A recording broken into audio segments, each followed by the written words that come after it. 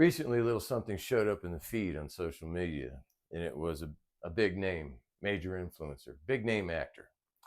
He was somewhere at an event, all done up and looking the part, and he turns to the cameras and he starts talking politics and the state of the nation and so on. He's mainly focusing his attention on the party that's currently in power or in control, shall we say. And he made some very good points, rational points, logical points. And he carries on for a moment. He says some good things, well thought out, well said. He doesn't go too far, and he's careful how he says it. And then he says something that nullifies everything he just said.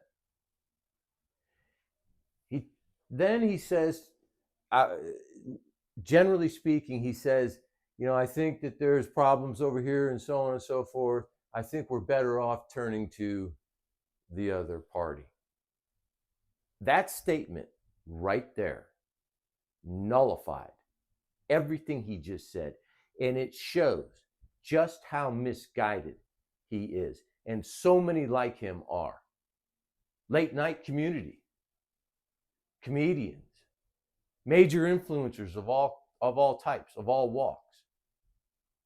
Their answer is to point to the other party.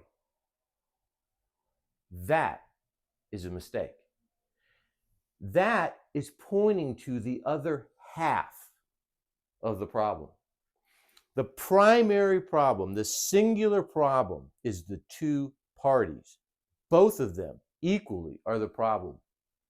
And to criticize one half of that problem and point to the other half as being the way out, the answer, is a mistake. The singular problem we face in this nation at this time is the two-party system. It is what has led us to this point. It is why we are where we are at.